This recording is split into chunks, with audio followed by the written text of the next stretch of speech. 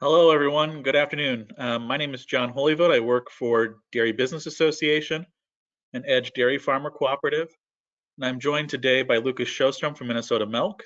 We're going to be talking to you all about the Class 3 Plus proposal that we released last week jointly with our friends at Nebraska State Dairy Association. We're going to go through what the current law is, talk a little bit about the national milk proposal that you all might have also heard about, delve into greater detail on the Class 3 Plus proposal, and then wrap up with a discussion about what to maybe expect next and what the hearing process might look like with USDA. So with that, I'll turn it over to Lucas. Thank you, John, and good afternoon, I guess, everyone. And we'll wait for the slide to click here. But as John said, my name is Lucas Shostrom. I am Executive Director across the river, for those of you who don't know me, at Minnesota Milk, or up the stream, I guess, up I-29 from Nebraska. So excited to be working on this. And, you know, the four organizations that you saw on the first slide, I think it's important to know we came together as part of this proposal, and others are looking at it and may join on as partners. But the original goal was to educate ourselves and educate others about education through a task force. So we can talk more about that at the end, but this is definitely not the end of a journey, and we'll talk about that. This is the beginning. So to back up, what changed with the last farm bill started in 2018. Current law, that's what we have today. You may have heard the story. I've heard it a few times, so I take it to be true that essentially National Milk and IDFA came together on a proposal and agreed on the exact amount, and this is what it is. We today use the average of Class 3, Class 4 skim price plus 74 cents, and that's what gives us our Class 1. So today, there's no automatic way to readjust the 74-cent mover. That's constant. That's at this point forever until the laws change. So unless we do an act of Congress or a USDA hearing process, 74 cents plus, as it says above, the average of 3 and 4 is what we have, and it's been that way now for a few years. Next, we'll look at what National Milk proposed. They have come out and said they would like to recalculate the Class 1 mover, so that 74-cent mover, and they would do that every 2 years using the average of the monthly differences between the higher of and the average of advanced Class 3 and Class 4 skim milk pricing factors. And they'll do a recalculation of that, so they are creating a way to constantly update that mover. And they'll do it every 2 years using data from the previous two years. Now, they had also, and this is important, and we'll discuss the differences between that and what we have in mind. They are also basically adding a floor, saying that the mover is obviously going to be based on that calculation done above that's explained there in the first bullet point, but that it will never drop below or never be allowed to drop below the 74-cent threshold that it's at now. So that brings us to Class 3 Plus, as you've probably heard about it, and the title of this webinar, and is the proposal that we've come together on. I think it's important, and I think we've said it in every press conference and release. The goal of our four groups was not to hold a hearing immediately on Class 3 Plus. Our goal was, if there's going to be talk about Class 1 pricing, Class 3 Plus, we think, from what we've seen, and we've explored a lot of different proposals, is the best proposal on the table today. So know that.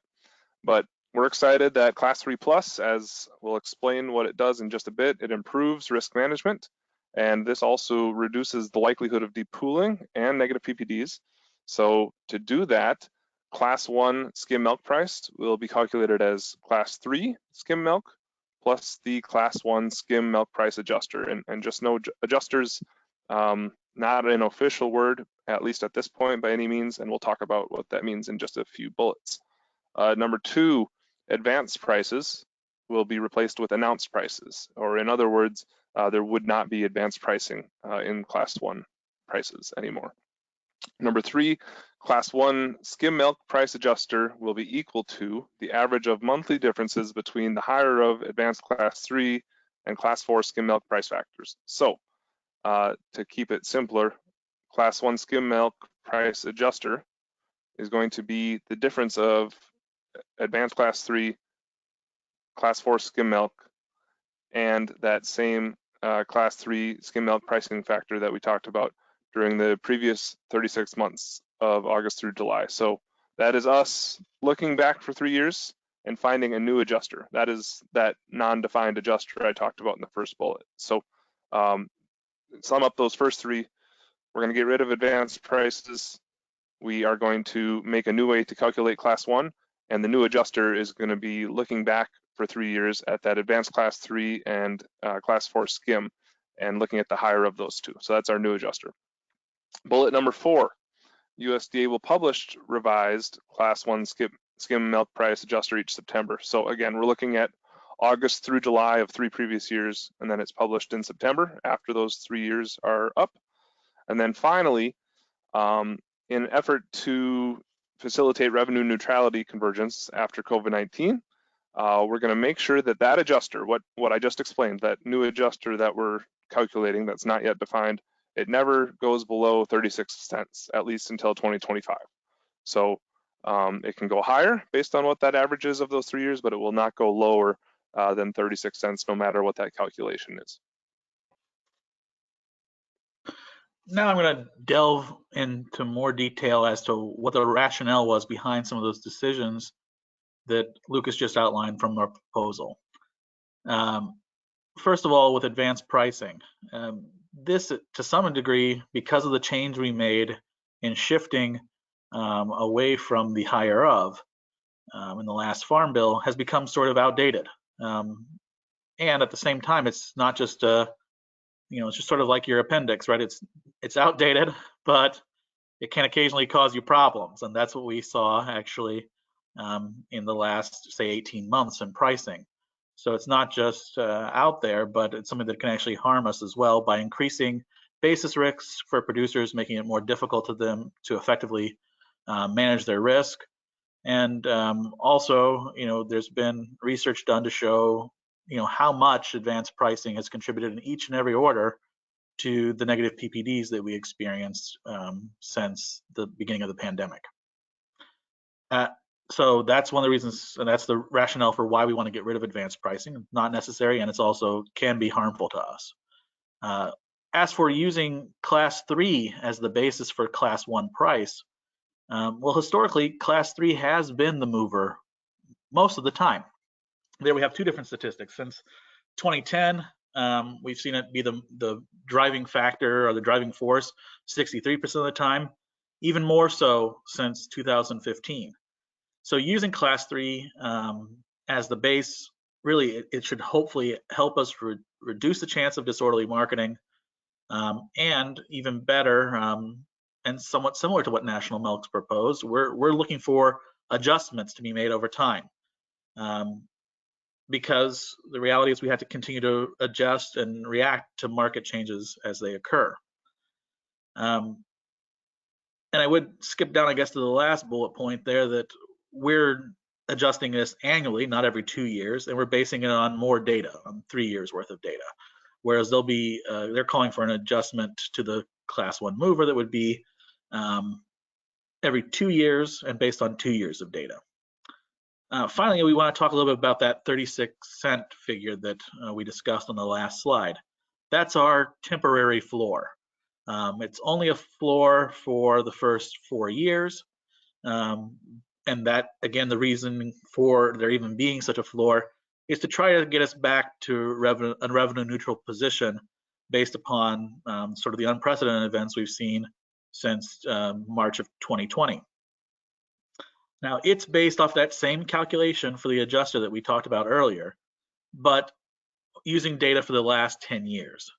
So we did that calculation, ran it for the last 10 years. We end up with 36 cents. By putting that as a floor for the next period of time, we're hopefully putting us in a position where people can recoup the loss they experienced due to COVID. And to me, and I think to those of us who had looked at this and looked at other options that are out there, I mean, I think these five bullet points really hit most of what we want. I think the goal here is better price discovery. That doesn't necessarily mean a higher milk price, and definitely doesn't mean a lower milk price than otherwise. It means better price discovery, so we're selling the most product at the most value. So we're able to improve farmers' risk management ability and particularly improve hedging ability. So in other words, your risk management tools work better than they do today, the same tools we have or new tools in the future.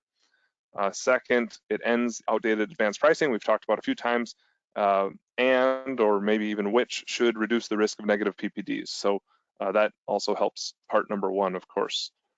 Makes class 1 always higher than class 3, and that reduces the chance of class 3 processors depooling and reduces the likelihood of negative PPDs. So if negative PPDs is high on your list of things to get rid of, we're going at this in a couple of ways. Bullet 4 here has a better adjustment mechanism. And by that, John talked about on the last slide, it's adjusting more frequently every single year and based on more data. So if we do have a spike year or a drop year, that is only 33% of the data now rather than half of it as in the National Milk Plan, and then long-term revenue neutral. And we think that's important for anything to have support from our entire dairy industry. Finally, we'll turn to maybe what to expect next.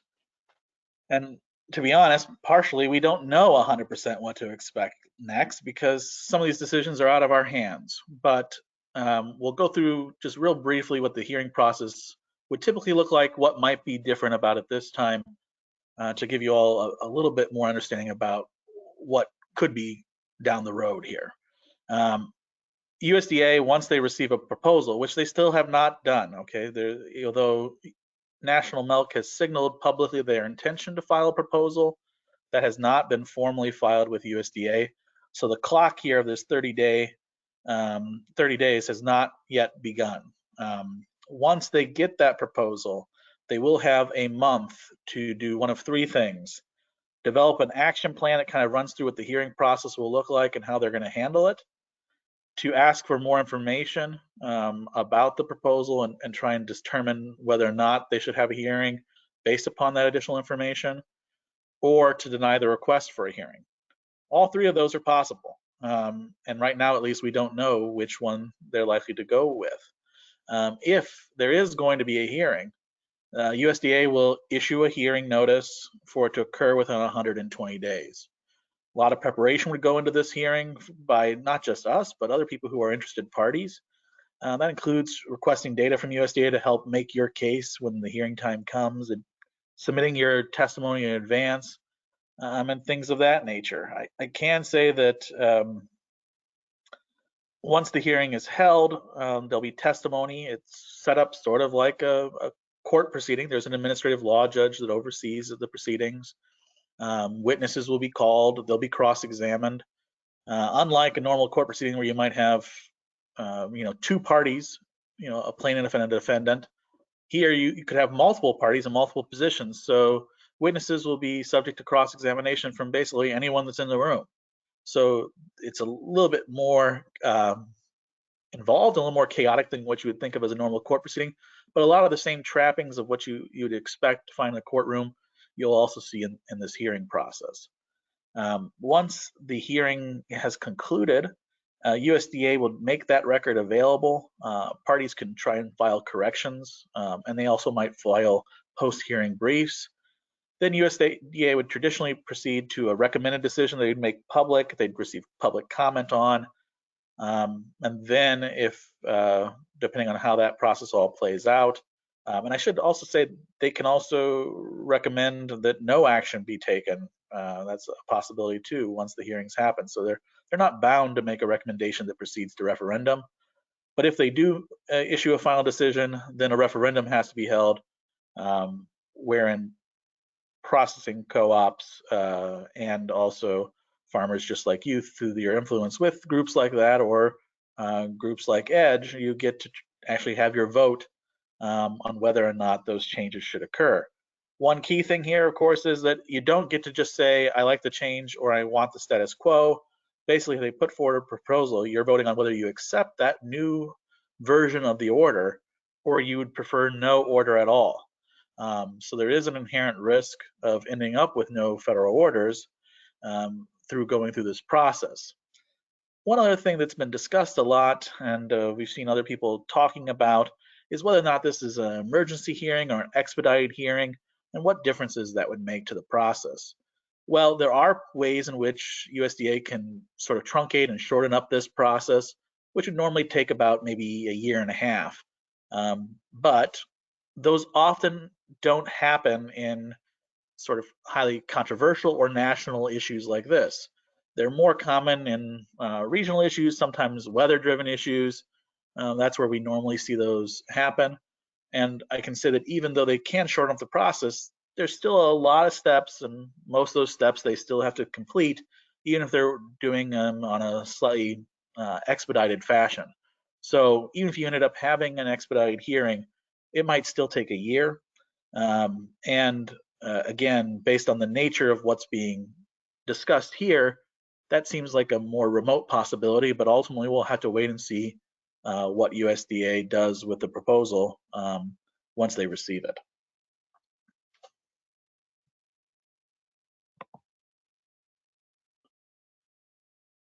Finally, we'll open it up for any questions that folks have. You obviously have a questions box that's where you can type in your questions. We'll try to answer those the best that we can. And ultimately, we'll make this recording available for members who have additional questions afterwards or didn't have the chance to view it. And I think if you have questions on the process, USDA has been open on other webinars. We can send you to other resources if you want to get deep into the weeds on that. We're happy to share that there, and we can do that, but we won't do that here today. But we have resources if that's something you want to learn more about. So I can't see the questions, so go ahead, John. Well, so far there's nothing to see. There are no questions. But we'll give people just a couple minutes more in case they're furiously typing and we just can't see them quite yet.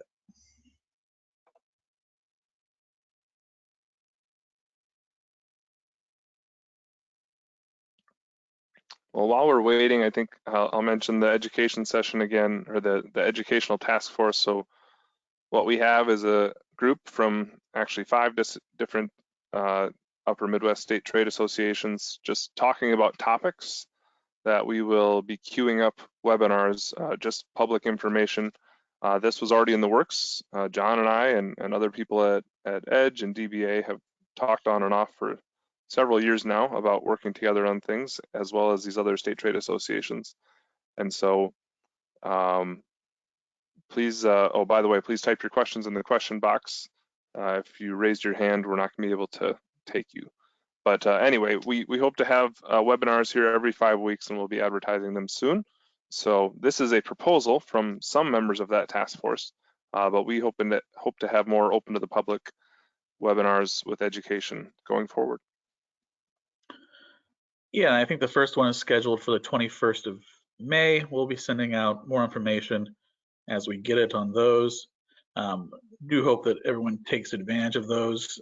We get that this is not a sexy topic, it's not a fun topic to discuss, but it is absolutely essential to your businesses.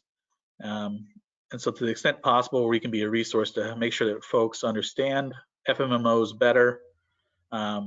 We want to do that. Still no questions here, so I think we're probably going to call it, but want to thank everybody for their attendance today. We have one, it looks like, 2 questions. Good. Any feedback yet from National Milk or IDFA? I guess I'd say, you know, we have associate member co-ops in Minnesota who are members, and you know, they are, I think, looking at options and you know, talking to us about it. But I have not heard directly from National Milk or IDFA staff at this point, you know, nor have I reached out to them at this point. But that's my formal answer, I guess. We do have another question as well, which is, do the processors agree that using advanced prices is obsolete? If not, why do you think they still need them? Or why do they think they still need them? I would say that there's probably some difference of opinion within the processing community about that. For a lot of the manufactured classes, I think they're less tied to those things being used going forward. For the bottlers, the fluid bottlers, they're probably the most likely to say that they'd like to retain that as a mechanism. I do think that a decent chunk of that, and they should speak for themselves, I suppose, but some of that is also just what they're used to, how they've conducted their businesses for a number of years. And I think there's sort of an inertia involved of that's what they're used to, and that's also how they've kind of built their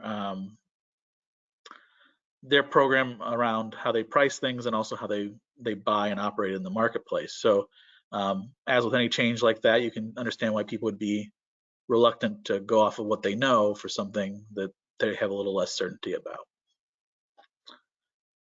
I can attempt Yeah, the go next ahead. one, John. If you want to back up to the probably explanation slide with those 5 bullets. The next question is, could you go over how this would impact negative PPDs? And I think 2 ways. First, by making class 1 as the top class, meaning it will be worth the most value. One of the biggest reasons, or one of the reasons we have negative PPDs is when, with those advanced prices, class 1 stops here and class 3 rises above to an extent that it does not make sense for a class 3 processor to stay in the pool. And so that can create a negative PPD situation, especially when it's all of them. So by keeping class 3 in the pool and by keeping class 1 higher than class 3, you're not going to eliminate but significantly reduce the likelihood of negative PPDs. The other thing I said within that advanced pricing, when you have that time lag, so this last year when we had a time lag between a very fast changing market, you can say the word unprecedented all you want, but we had that time lag and the market going like this, you have advanced prices that are already set and you have new market prices coming out, and it could be very negative, but it could also be very positive PPDs as the market's changing very fast, and that makes it hard to plan for both dairy farmers and dairy processors. So hopefully that helped answer the PPD question. John, if you have anything to add, go ahead, or feel free to take the next question. No, thanks. I'll move on to the next question, which is, will make allowances be addressed? This is a good question, and it kind of goes back to sort of the fundamentals of why we are releasing this proposal now. As Lucas mentioned, we've been talking about the possibility of order reform and what that might look like for quite some time now. And the task force that we're engaged with is really, they're primarily focused on sort of understanding the system better, including the issues related to make allowances and potential solutions or improvements that could be made in that area. So that's part of our broader discussion. The reason that we moved forward with the Class 3 Plus proposal at this time was primarily because National Milk came out with their concept of how they'd like to change the Class 1 milk pricing formula. And the reality is we couldn't wait, knowing that they were likely to issue that proposal, at least on this issue. That shouldn't be taken to mean that we think this is something that this is the only thing that needs to be addressed when it comes to the orders. It shouldn't be taken to mean that we wouldn't prefer doing a more holistic set of improvements to the orders overall. It's merely in response to the narrow scope of their proposal that we expect them to file. So it's sort of TBD on whether or not make allowances will be addressed, but certainly that's something we're open to looking at and talking about with our partners in the processing side. Next question, I think I'll group a couple together about Class 3 Plus being looked at before and looking at every order, and also whether we've heard of other groups proposing Class 3 Plus. So I guess I'll start with the last one. I had not seen, I think people have talked about Class 3 Plus for decades, but I had not seen any analysis on Class 3 Plus. So John, you can answer that for your crew, but I had not seen any. I can say our analysis and what we had worked with is definitely more sophisticated than back of the napkin, but we have not run it through the full academic rigorous work that's going on right now, that we know is going on right now, or our academics at different institutions that we talk to, they're doing their independent study right now. But our analysis, which we think is pretty good, better than back of the napkin, but there may be other factors that some of these economists think of that we haven't yet, did look at every order.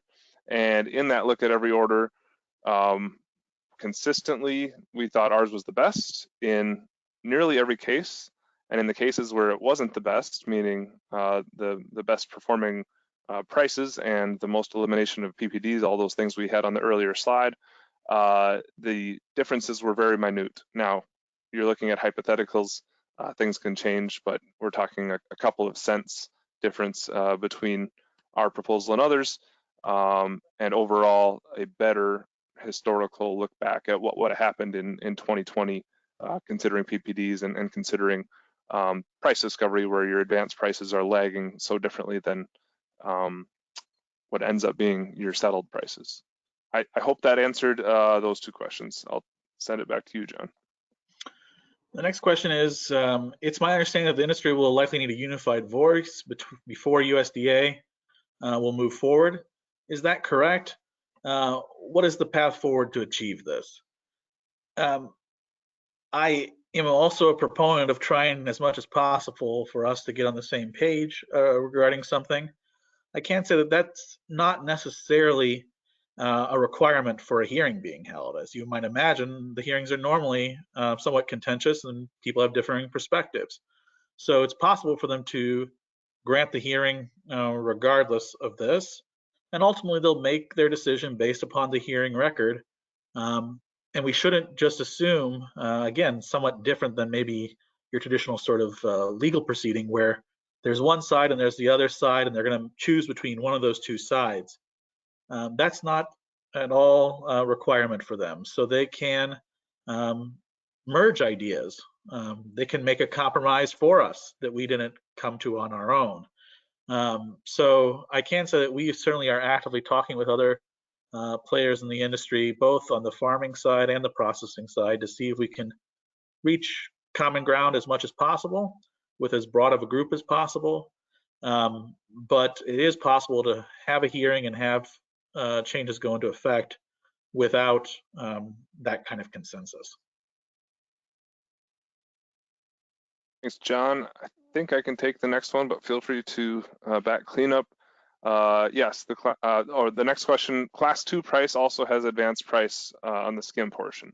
So if you know the class 2 price, it's advanced class 4 plus 70 cents, and then butter fat plus 7 cents, and then you do some multiplication of constants of those together.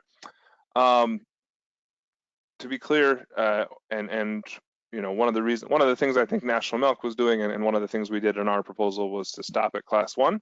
But I think that was the whole point of some of the comments John made earlier, that we think there's probably more to look at. I don't want to speak for all the groups because we haven't talked about the class 2 price, but I don't know why our answers would be any different on advanced class 2 pricing, or advanced pricing in the class 2 formula. So right now we're focused on this proposal and class 1. But yeah, I think we would all agree that's something that needs to be looked at, but we have not looked at that. And through our education and through future policy proposals, I hope it's something we do look at in the next few weeks and months. Thanks. There's a question now about what other options are there for reform of FMMOs besides the hearing process. Well, legislation is always an option. And in fact, as many of you recall, that's actually how the transition from the higher of to the average plus 74 cents that we currently have occurred. It was put into the last farm bill. So it is possible for Congress to make those changes to the to federal law directly, but otherwise, short of legislation, the process that's in place for changing the orders is the hearing process that we outlined earlier.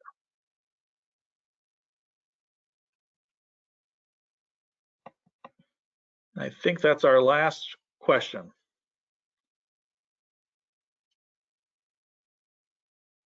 So again, I'd like to thank everybody for their participation and their attention this afternoon. Hopefully this was informative and helped to sort of deepen your understanding of what Class 3 Plus looks like, why we think it's a good idea. And we're happy to continue to remain engaged with all of you. Obviously, ultimately, you're our members. We want to be reflecting your positions, your thoughts. So reach out to us directly too with your questions after this webinar concludes, and for other ways in which you can stay engaged in this process moving forward. Thank you, John, and the team at DVA and EDGE, and thanks everyone for attending.